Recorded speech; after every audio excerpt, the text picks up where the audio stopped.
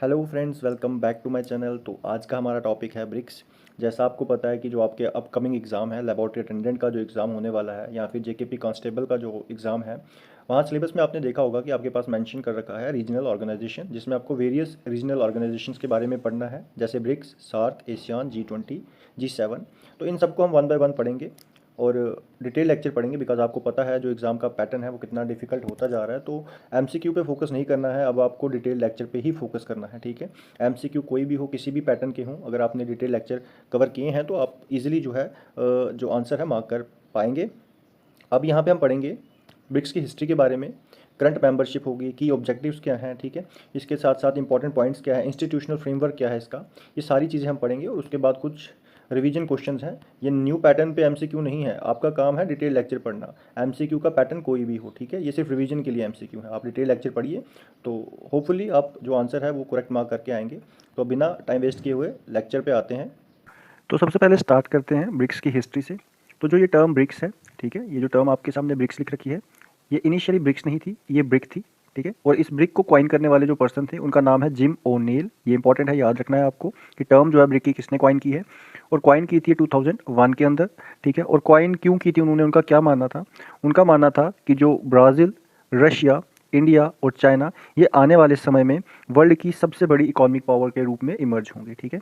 तो उन्होंने जो टर्म कॉइन की है उस टर्म का नाम है ब्रिक। ये इंपॉर्टेंट है क्वेश्चन आपका। उसके बाद बात करते हैं ब्रिक की फर्स्ट मीटिंग की। ब्रिक की फर्स्ट मीटिंग होती है 2006 में, ठीक है, जहाँ पे ब्रिक कंट्रीज़ के फॉरेन मिनिस्टर जो है मीटिंग करते हैं। तो फर्स्ट मीटिंग होती है 2006 में। ये इतना इंपॉर्टेंट नहीं है, इंपॉर्टेंट है आपके लिए ब्रिक का फर्स्ट समिट। क्या इंपॉर्टेंट है? ब्रिक का फर्स्ट समिट। तो ब्रिक का फर्स्ट समिट होता है 2009 में, ये आपको याद रखना है। और किस जगह पे होता है? रशिया के यक्तेनबर्ग में। रशिया के यक्तेनबर्ग में जो है ब्रिक का फर्स्ट समिट होता है। ये आपके लिए मोस्ट इंपॉर्टेंट क्वेश्चन बन जाता है, ठीक है।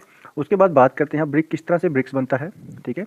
ब्रिक्स किस तरह से ब्रिक किस तरह से ब्रिक्स बनता है।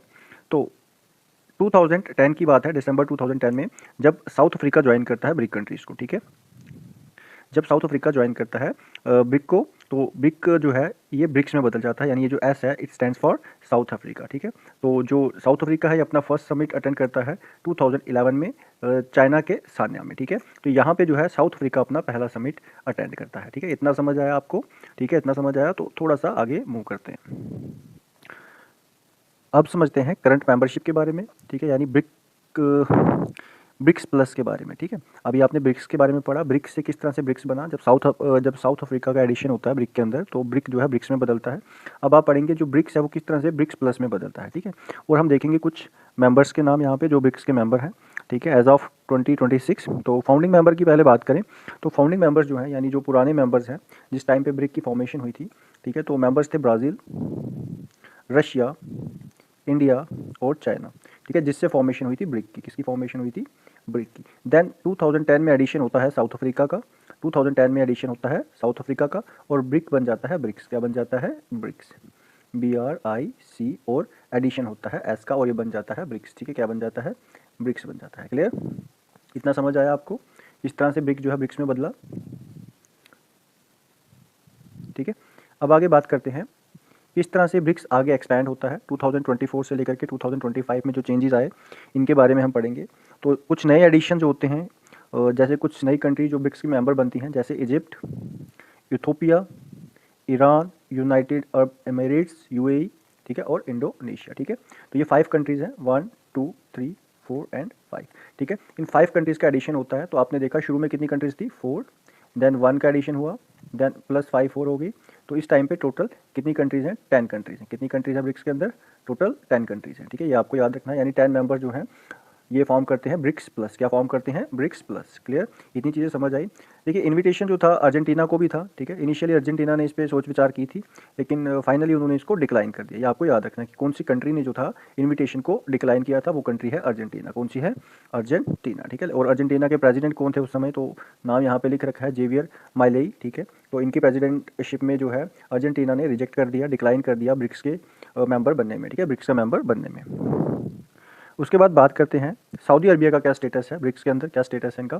Participating in activities, final formal joining is in process. तो कहता है कि जो सऊदी अरबिया जो है ये सारी एक्टिविटीज़ में हिस्सा तो ले रहा है, पर ये फॉर्मल ज्वाइनिंग का प्रोसेस अभी चल रहा है, यानी इसकी जो फाइनल फॉर्मल ज्वाइनिंग है इसका भी प्रोसेस चल रहा है, ठीक है। बाकी सभी एक्टिविटीज़ में जो है सऊदी अरबिया जो है वो पार्टिसिपेट कर रहा है, लेकिन अभी आप बोल सकते हो कि फुल टाइम मेंबर जो है ब्रिक्स का नहीं बना है। ठीक है, तो यहाँ तक आपको चीज़ें समझ आई, यहाँ तक चीज़ें समझ आई, बहुत ईजी हमने पढ़ा सारी चीज़ों को। ठीक है, हमने पढ़ा कि इनिशियली ब्रिक के 4 ही मेंबर थे। ठीक है, जब ब्रिक की फॉर्मेशन होती है तो इनिशियली 4 ही मेंबर थे, वो हमने यहाँ पे आपके सामने लिख रखे हैं। ठीक है, Brazil, Russia, India and China. Then 2010 में क्या होता है, एडिशन होता है साउथ अफ्रीका का और ब्रिक बदल जाता है ब्रिक्स में। ठीक है, और मेंबर हो जाते हैं 5। ठीक है, देन 2024-25 में और ब्रिक्स जो है ये एक्सपैंड करता है और बन जाता है ब्रिक्स प्लस। क्या बन जाता है, ब्रिक्स प्लस बन जाता है। और जो नए मेंबर्स ऐड हुए हैं आपको याद रखने हैं, Egypt, Ethiopia, Iran, UAE and Indonesia. और रिजेक्ट करने वाली कंट्री कौन सी है, वो है अर्जेंटीना। और सबसे लेटेस्ट एडिशन कौन सा है, वो है इंडोनेशिया का। कौन सा है, इंडोनेशिया का। इनिशियली तो इंडोनेशिया ने भी मना किया था, बट फाइनली जो है इंडोनेशिया भी मेंबर है इन ब्रिक्स कंट्रीज़ का। ठीक है, नेक्स्ट हम पढ़ेंगे की ऑब्जेक्टिव्स और फंक्शंस किसके, ब्रिक्स के। ठीक है, यानी ब्रिक्स के क्या गोल हैं, क्यों ब्रिक्स को फॉर्म किया गया था, क्या इसके फंक्शंस हैं। ठीक है, पहले तो बात करें जो चेयरमैनशिप है ब्रिक्स की, ये रोटेट करती है एनुअली। ये याद रखना इंपॉर्टेंट है, कब कैसे रोटेट करती है, ये एनुअली रोटेट करती है according to the acromion.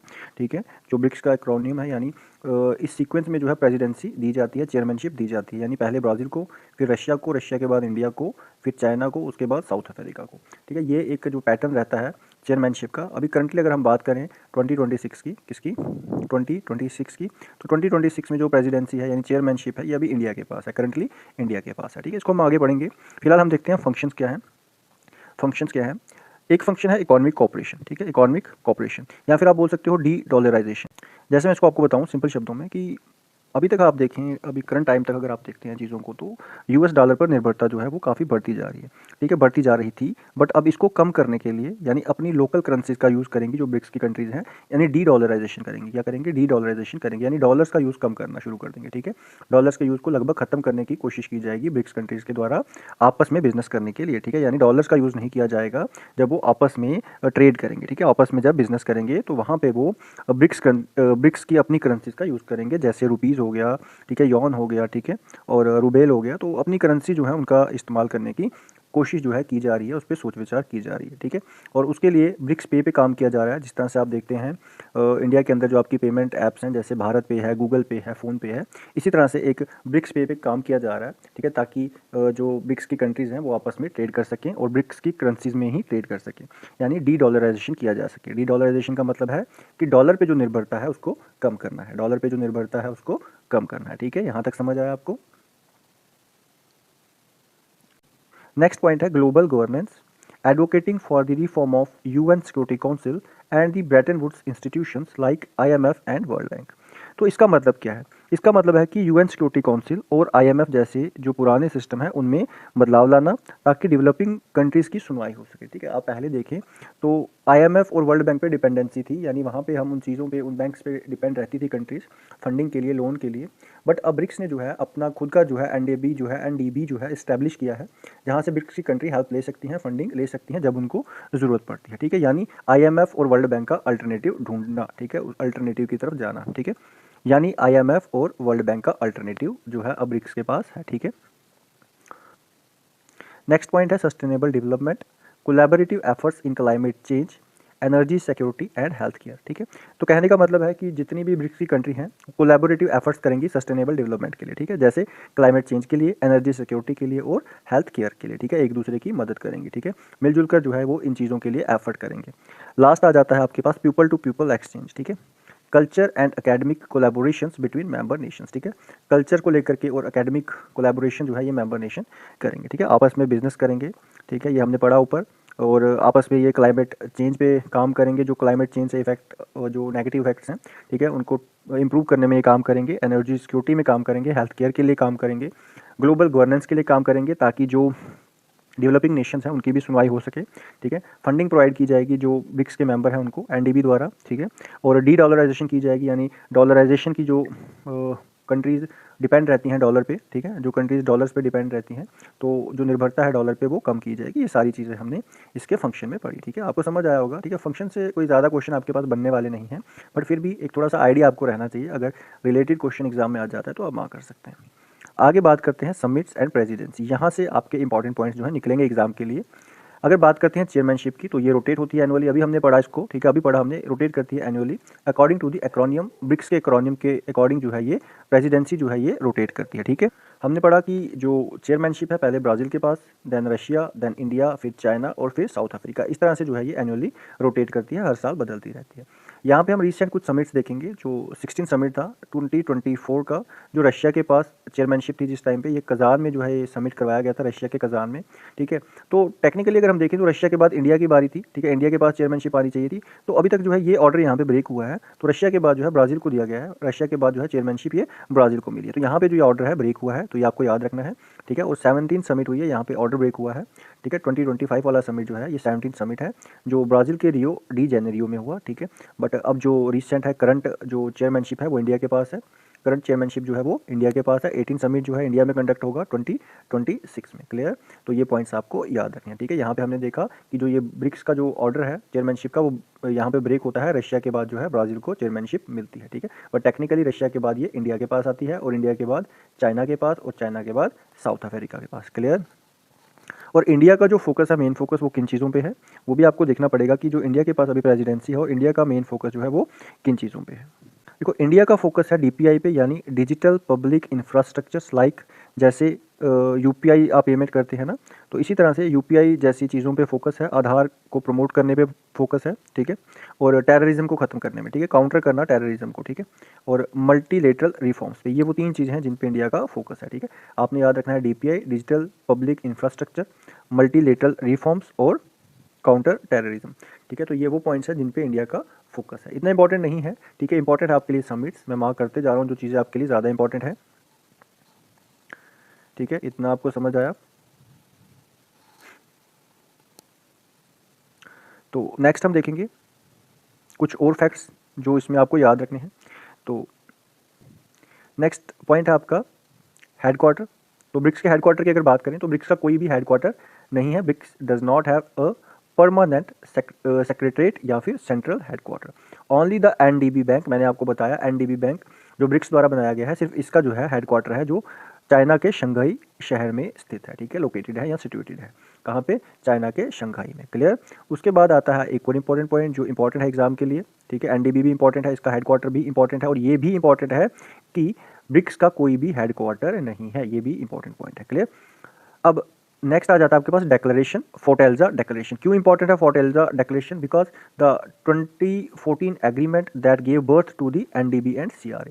फोर्टेल्जा declaration में ही एनडीबी की जो है फॉर्मेशन की बात की गई, ठीक है, और सीआरए की, ठीक है, इन दोनों चीज़ों की बात की गई है आपकी फोर्टेल्जा डेक्लेरेशन के तहत, क्लियर। ये चीज़ें आपको समझनी पड़ेंगी।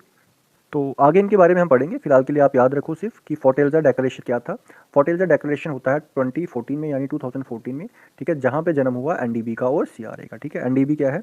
एनडीबी है आपका नेशनल डेवलपमेंट बैंक, और सीआरए है आपका कंटिजेंट रिजर्व अरेंजमेंट, ठीक है। ये दोनों चीज़ें आपको याद रखनी है कि इनकी फॉर्मेशन कब हुई, यानी इनका बर्थ कब हुआ, और कौन सी डेक्लेरेशन में इनका बर्थ हुआ, और कौन से ईयर में हुआ, ईयर भी याद रख लेना तो बेस्ट रहेगा। अब बात करते हैं एक और इंपॉर्टेंट पॉइंट की। ग्लोबल शेयर में अगर बात करें, जो ब्रिक्स प्लस के जो कंट्रीज़ हैं now represent approximately 37% of global GDP and 45% of global population। तो जो ब्रिक्स की कंट्री है ये पूरे नेशन, पूरे वर्ल्ड की जो जीडीपी है, पूरे वर्ल्ड की जो जीडीपी है उसका 37% जीडीपी जो है वो ब्रिक्स कंट्री का है, ठीक है। और पूरे ग्लोबल पॉपुलेशन की जो पॉपुलेशन है उसमें से 45% पॉपुलेशन जो है वो ब्रिक्स का पार्ट है, क्लियर। तो ये दोनों पॉइंट आपको याद रखने हैं, ये करंट अफेयर में भी पूछे जा सकते हैं, ठीक है। और करंटली अगर आप देखें तो जो ब्रिक्स की जीडीपी है, ठीक है, पीपीपी है, परचेजिंग पावर पैरिटी, तो उसमें जो है ब्रिक्स जो है वो सरपास कर गया अभी करंटली G7 को इन term of purchasing power parity की टर्म्स में अगर हम बात करें। तो परचेजिंग पावर पैरिटी क्या है? ये किसी चीज़ को परचेज करने की क्षमता जो है, ठीक है, यानी भारत और ब्रिक्स की जो कंट्रियां हैं इनकी परचेजिंग पावर पैरिटी यानी खरीदने की जो क्षमता है वो ज़्यादा है, यानी ये कम पैसों में ज़्यादा चीज़ें जो है ट्रेड कर सकते हैं, ठीक है। बाकी इन डिटेल आप पीपीपी को जो है इकोनॉमिक्स वाले पार्ट में ही समझेंगे। अभी के लिए आपको जो पॉइंट याद रखने हैं करंट अफेयर के तौर पर, वो आपको ये याद रखने हैं कि ब्रिक्स प्लस की जो पूरी जीडीपी है वो ग्लोबल जीडीपी का 37% जीडीपी जो है वो सिर्फ ब्रिक्स प्लस कंट्रीज़ के पास है, और ग्लोबल पॉपुलेशन का 45% पॉपुलेशन जो है वो ब्रिक्स प्लस कंट्रीज़ का है, ठीक है। और करंटली जो है G7 को परचेजिंग पावर पैरिटी में जो है ब्रिक्स वो सरपास कर चुका है, क्लियर। और बात करें इंडोनेशिया के बारे में, तो डिस्पाइट इनिशियल हेजिटेशन आपने पढ़ा था कि 2023 में थोड़ा सा हेजिटेशन दिखाया था इंडोनेशिया ने कि वो मेंबर नहीं बनना चाहता या नहीं बनेगा, बट फाइनली अगर आप करंटली देखते हैं तो 2025 के अंदर जो इंडोनेशिया है ये फुल मेंबरशिप जो है ले चुका है ब्रिक्स की, ठीक है, क्लियर। तो लेटेस्ट मेंबर कौन है, इंडोनेशिया है, ये भी आपको पता होना चाहिए। अच्छा अभी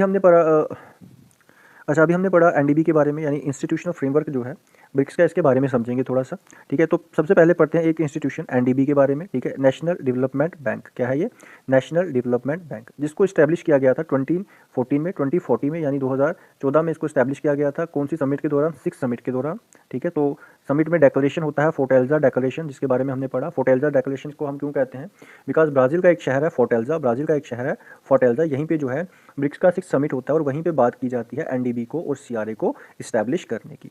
और एनडीबी का जो हेडक्वार्टर है इंपॉर्टेंट है आपके लिए, ठीक है, ये इसके जो पॉइंट्स हैं ये इंपॉर्टेंट है, ठीक है, ये इंपॉर्टेंट पॉइंट्स हैं। इसका जो हेडक्वार्टर है एनडीबी का वो चाइना के शंघाई शहर में सिचुएटेड है, ये आपको याद रखना है। और पर्पज़ क्या है इसका, पर्पज़ है to fund infrastructure and sustainable development BRICS and other emerging markets. तो जितनी भी ब्रिक्स की कंट्रीज़ हैं, ठीक है, या मेंबर्स हैं, तो उनके लिए फंडिंग करना, ठीक है, उनके इंफ्रास्ट्रक्चर के लिए, उनकी सस्टेनेबल डेवलपमेंट के लिए जो फंडिंग प्रोवाइड करता है वो ब्रिक्स करता है। और इसमें अगर हम वोटिंग की बात करें, अनलाइक वर्ल्ड बैंक या फिर आईएमएफ, वहाँ पे जो है वोट शेयर अलग अलग होता है, ठीक है, अकॉर्डिंग टू आपका इन्वेस्टमेंट कितना है उस इंस्टीट्यूशन के अंदर। लेकिन ब्रिक्स में ऐसा नहीं होता, ब्रिक्स में ऐसा नहीं होता। ब्रिक्स में क्या होता है कि every founding members has equal voting rights, ठीक है, जितने भी फाउंडिंग मेंबर्स हैं उनके लिए जो राइट्स हैं, वोटिंग राइट है, वो इक्वल है, वहाँ पे किसी भी तरह की विटो जो है नहीं है, ठीक है। अब इसमें थोड़ा सा चेंज आया बिकॉज जो अब कंट्रीज़ हैं ब्रिक्स में ये काफ़ी ज़्यादा हो गई हैं, अभी 10 मेंबर हैं, इनिशियली आपने देखा तो 4 मेंबर थे, देन 5 हो गए, ठीक है, 2010 में। तो वोटिंग अगर आपसे पूछा जाता है, वोटिंग पे क्वेश्चन आएगा, तो आप बोलेंगे कि जो ब्रिक्स है यहाँ पे इक्वल शेयर रहते हैं वोटिंग के, ठीक है, इक्वल पावर है हर एक के वोट की, क्लियर, इतना याद रख लो, इतना याद रख लो। वरना अब जो है 55% जो है बताया जा रहा है कि 55% जो वोटिंग पावर रहेगी वो आपके इनिशियल जो मेंबर्स हैं उनके पास रहेगी, ठीक है। बट आपके पास क्वेश्चन इतना डीपली नहीं आएगा, तो आपको सिर्फ इतना याद रखना है कि जो इक्वल पावर है हर एक मेंबर के पास, वोटिंग पावर जो है हर एक मेंबर की वो इक्वल है। अब बात करते हैं लीडरशिप की। तो फर्स्ट प्रेसिडेंट कौन थे एनडीबी के, उनका नाम है केवी कामत, जो इंडिया के थे। कहाँ से थे, जो इंडिया से थे। ये फर्स्ट प्रेसिडेंट है एनडीबी के। कौन है ये, फर्स्ट प्रेसिडेंट है एनडीबी के, क्लियर। और करंट प्रेसिडेंट की अगर बात करें तो ये हैं डेलिमा रोसेफ, ये फॉर्मर प्रेसिडेंट थी ब्राज़ील की, ठीक है, ब्राज़ील की फॉर्मर प्रेसिडेंट रह चुकी हैं ये, क्लियर। तो इनका नाम है डेलिमा रोसेफ, ये भी करंट प्रेसिडेंट है एनडीबी की। उसके बाद जो सेकंड इंस्टीट्यूशन है वो है सीआरए, यानी कंटिंजेंट रिजर्व अरेंजमेंट। क्या काम है इसका, ये एक फ्रेमवर्क है to provide mutual support during a global liquidity crisis. तो अगर कभी भी लिक्विडिटी क्राइसिस आ जाते हैं तो वहाँ पे जो है ये इंस्टीट्यूशन जो है ये मदद करता है, ठीक है, ये म्यूचुअल सपोर्ट जो है लिक्विडिटी क्राइसिस के टाइम पे सपोर्ट जो है प्रोवाइड करेगा ब्रिक्स के मेंबर्स को, क्लियर। ये बातें आपको याद रखनी है, ठीक है। तो ये बहुत इंपॉर्टेंट पॉइंट्स थे। अब नेक्स्ट आता है समरी। तो जो अभी तक हमने पढ़ा, तो कुछ क्वेश्चन है उसमें जो हम अभी रिवाइज करेंगे। तो हमने पढ़ा हु क्वाइंड ब्रिक्स, तो किसने क्वाइन किया था इस टर्म को, जिम ओ'नील ने, ठीक है। वेयर इज एनडीबी, कहाँ पे लोकेटेड है, तो ये लोकेटेड है चाइना के शंघाई शहर में, ठीक है, यानी यहाँ पे जो है एनडीबी का हेडक्वार्टर है, एनडीबी का हेडक्वार्टर है। हु इज होस्टिंग इन 2026, तो यानी आपको बताना है कि 2026 में ब्रिक्स को होस्ट कौन कर रहा है, तो इंडिया। कौन कर रहा है, इंडिया। लेटेस्ट मेंबर कौन है, इंडोनेशिया। पढ़ा हमने बार बार। रिजेक्ट किसने किया था, अर्जेंटीना ने। तो यहाँ पे पूछ रहा है is Argentina member, no, they rejected the invite, ठीक है, उन्होंने इन्विटेशन को क्या किया है, रिजेक्ट किया है, ठीक है, रिजेक्ट किया है। नेक्स्ट है official tagline for the 2026 BRICS. तो ऑफिशियल टैगलाइन क्या है, building for resilience, innovation, cooperation and sustainability, यानी जो मोटो है वो है resilience, innovation, cooperation and sustainability, ठीक है, ब्रिक्स 2026 के लिए। उसके बाद फर्स्ट एवर समिट कहाँ पे हुआ है, तो पहला समिट हमेशा का जो अभी तक का जो फर्स्ट समिट है ब्रिक्स का वो कहाँ पे हुआ है, यक्तनबर्ग रशिया में, ठीक है, जून 16 2009 में। और 2010 में जो है यहाँ पे ज्वाइन करता है ब्रिक्स को साउथ अफ्रीका। कौन ज्वाइन करता है, साउथ अफ्रीका, ठीक है। तो ये कुछ पॉइंट्स थे ब्रिक्स के, मोस्ट इंपॉर्टेंट पॉइंट्स जो आपको पता होने चाहिए एग्जाम के लिए। अब इन पे कुछ एमसीक्यूज भी हमने रखे हैं, ठीक है, तो कुछ एमसीक्यूज देख लेते हैं। तो पहला एमसीक्यू जो है who coin the acromion brick. तो ब्रिक की जो टर्म है यानी ये एक्रोनियम जो है ये किसने दिया है, option are K V Kamath, Jim O'Neill, Dilma Rousseff या फिर रघुराम राजन। तो इसका राइट आंसर जो हमारा रहेगा वो रहेगा ऑप्शन बी, ठीक है, जिम ओ'नील। ये वो पर्सन है जिन्होंने क्वाइन की है टर्म, ब्रिक की जो टर्म है क्वाइन की है। केवी कामत कौन थे, ये एनडीबी के पहले प्रेसिडेंट थे, एनडीबी के फर्स्ट प्रेसिडेंट थे। और डेलिमा रोसेफ कौन है, ये करंट है, ये कौन है, करंट प्रेसिडेंट है एनडीबी की, ठीक है, एनडीबी की करंट प्रेसिडेंट है, क्लियर, इतना आपको याद रखना है। उसके बाद आपका जो नेक्स्ट क्वेश्चन है, नेक्स्ट क्वेश्चन में पूछा गया है विच कंट्री इंक्लूजन इन 2010 यानी sorry 2010 change the group's name from BRIC to BRICS, ठीक है। तो किसके इंक्लूजन की वजह से जो ब्रिक का नाम है ब्रिक्स बदल दिया गया, कौन सी कंट्री के ऐड होने से? Options are Egypt, Saudi Arabia, South Africa या फिर अर्जेंटीना। तो राइट आंसर आपके पास ऑप्शन सी, ठीक है। आगे मूव करते हैं नेक्स्ट क्वेश्चन की तरफ। नेक्स्ट क्वेश्चन है आपका the headquarter of NDB is located in. तो आपको यहाँ पे बताना है कि एनडीबी का हेडक्वार्टर कहाँ पे है, ठीक है। एनडीबी का हेडक्वार्टर आपको पूछा गया है। ऑप्शंस आपके सामने है, न्यू दिल्ली, मॉस्को, जोसनबर्ग या फिर शंघाई। तो ऑप्शन डी शंघाई चाइना आपका राइट आंसर है, ठीक है। नेक्स्ट क्वेश्चन है आपका which declaration officially establish the NDB and CRA in 2014। तो कौन से डेक्लेरेशन के तहत जो बर्थ हुआ एनडीबी का और सीआरए का, यानी एनडीबी कब इस्टेब्लिश हुआ, कौन सी डिक्लेरेशन की वजह से ये इस्टेब्लिश हुआ 2014 में, क्लियर। तो ऑप्शन है Kazan declaration, Fortaleza declaration, Sanya declaration या फिर उफा डिक्लेरेशन। तो राइट आंसर है ऑप्शन बी। ऑप्शन बी जो है राइट आंसर है। फोर्टेल्जा डिक्लेरेशन से ही जो है एनडीबी की इस्टेब्लिशमेंट होती है और सीआरए की इस्टेब्लिशमेंट होती है, क्लियर। इतनी चीज़ें आपको समझ में आ गई होंगी। आगे मूव करते हैं नेक्स्ट क्वेश्चन की तरफ।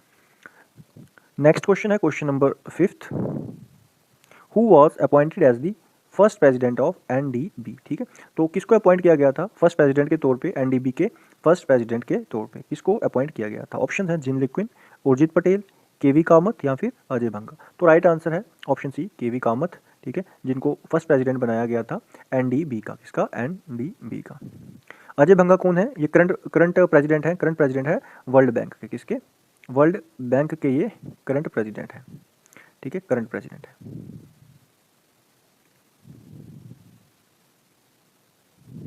एनडीबी के जो करंट प्रेसिडेंट कौन है वो है रोजेफ डेलिमा, ठीक है, रोजेफ डेलिमा, क्लियर। आगे मूव करते हैं next question, question number 6। Question number 6 में पूछा गया है which country holds the BRICS chairmanship for 2026 के लिए चेयरमैनशिप जो है ब्रिक्स की वो किस कंट्री के पास है? ऑप्शन है ब्राज़ील, चाइना, रशिया या फिर इंडिया। तो राइट आंसर है ऑप्शन डी इंडिया, ठीक है। और इंडिया से पहले 2025 में कौन चेयरमैनशिप किसके पास थी? कौन होस्ट कर रहा था? ब्राज़ील होस्ट कर रहा था, ठीक है। और उससे पहले 2024 में कौन होस्ट कर रहा था? Russia, clear. तो 2026 में कौन होस्ट कर रहा है? इंडिया। आगे मूव करते हैं नेक्स्ट क्वेश्चन की तरफ। क्वेश्चन नंबर 7 है which nation officially decline the invitation to join BRICS in early 2024। तो दिए गए ऑप्शन में से ऑफिशियली इन्विटेशन को किस कंट्री ने जो है डिक्लाइन किया है, ठीक है, ब्रिक्स के इन्विटेशन को किस कंट्री ने डिक्लाइन किया है? ऑप्शन है आपके पास ईरान, इथोपिया, अर्जेंटीना या फिर यूएई, ठीक है। ईरान भी अब फुल मेंबर बन चुका है, इथोपिया भी मेंबर है और यूएई भी मेंबर है। अर्जेंटीना ने जो है रिजेक्ट किया था, इन्विटेशन को डिक्लाइन किया था। तो राइट आंसर है ऑप्शन सी।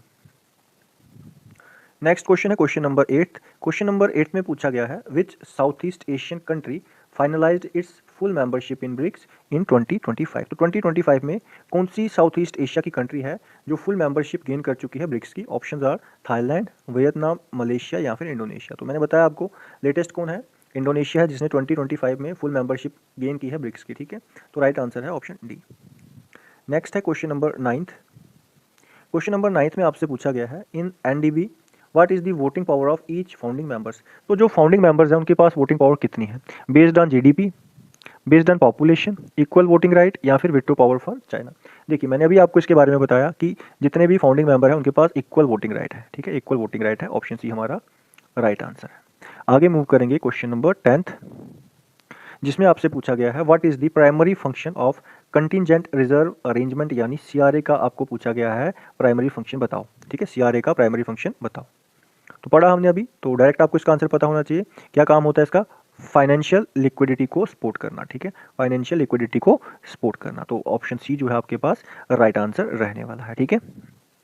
नेक्स्ट क्वेश्चन है क्वेश्चन नंबर 11। क्वेश्चन नंबर 11 में पूछा गया है the first ever formal brick summit 2009 was held in which city. तो जो पहला ब्रिक का समिट था 2009 का वो कौन सी सिटी में जो है होस्ट किया गया था, कौन सी कंट्री में होस्ट किया गया था, कौन सी सिटी में वो ऑर्गेनाइज हुआ था? तो ऑप्शन है New Delhi, Beijing, Yekaterinburg, Brasilia. तो ये हुआ था यक्टेनबर्ग रशिया में। कहाँ पे?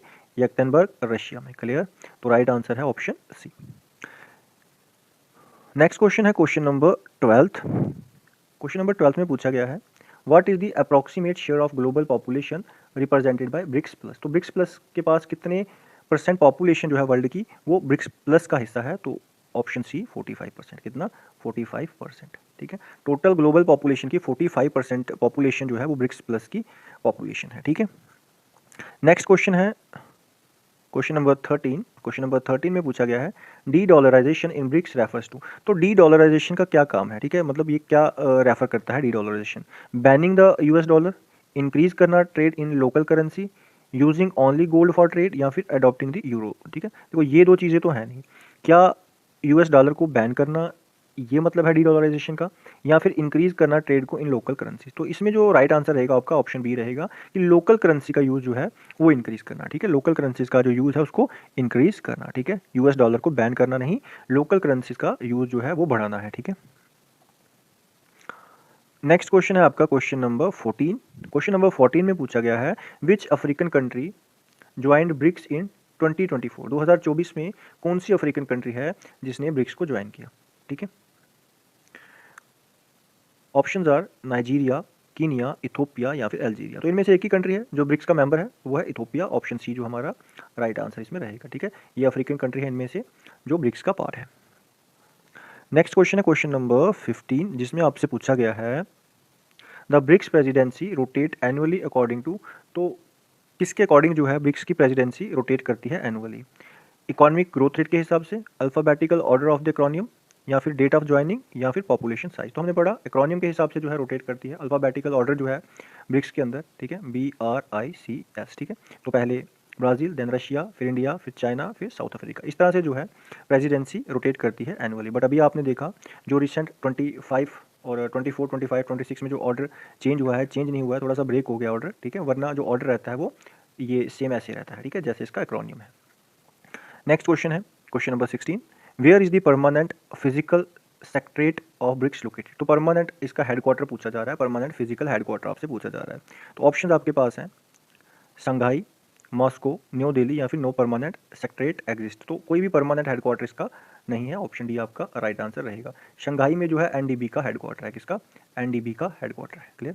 तो राइट आंसर आपका ऑप्शन डी रहेगा, नो परमानेंट। ठीक है, नेक्स्ट क्वेश्चन है आपका क्वेश्चन नंबर 18। क्वेश्चन नंबर 18, ठीक है, क्वेश्चन नंबर 18 में आपसे क्या पूछा गया है? क्वेश्चन नंबर 18 में आपसे क्या पूछा गया है? Which Middle Eastern country is full member of BRICS. तो कौन सी मिडल ईस्ट की कंट्री है, ठीक है, जो फुल मेंबर है ब्रिक्स का 2026 में? ठीक है, तो 2026 के हिसाब से जो है आपको देखना है 2026 तक की जितनी भी कंट्री ऐड हुई हैं उनमें से आपको नाम बताना है। ठीक है, कतर, यूएई, तुर्की, या फिर जॉर्डन। तो देखिए मिडिल ईस्ट की जो कंट्री है वो है यूएई, जो ब्रिक्स का पार्ट है, ब्रिक्स की फुल मेंबरशिप जिसके पास है वो है यूएई। ठीक है, तो ऑप्शन बी जो है आपका राइट आंसर है। ठीक है, नेक्स्ट क्वेश्चन आ जाता है क्वेश्चन नंबर 19। ठीक है, जहां पूछा गया है in term of GDP PPP the BRICS plus share has now surpassed which group. तो कौन से ग्रुप को जो है ब्रिक्स प्लस ने पास किया है जीडीपी पीपीपी के हिसाब से? ठीक है, परचेजिंग पावर पैरिटी के हिसाब से कौन से ग्रुप को ब्रिक्स प्लस ने सरपास किया है? Option are G20, G7, ASEAN, या फिर यूरोपियन यूनियन। तो राइट आंसर रहेगा आपका ऑप्शन बी। ठीक है, किसको सरपास किया है? G7 को। ठीक है, G7 को। तो लास्ट क्वेश्चन, क्वेश्चन नंबर 20। तो यहाँ आपसे क्या पूछा गया है?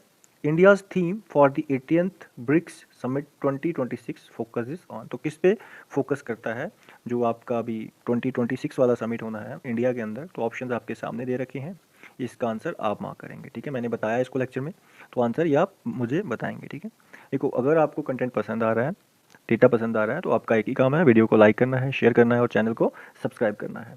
नेक्स्ट लेक्चर तक के लिए take care and good bye.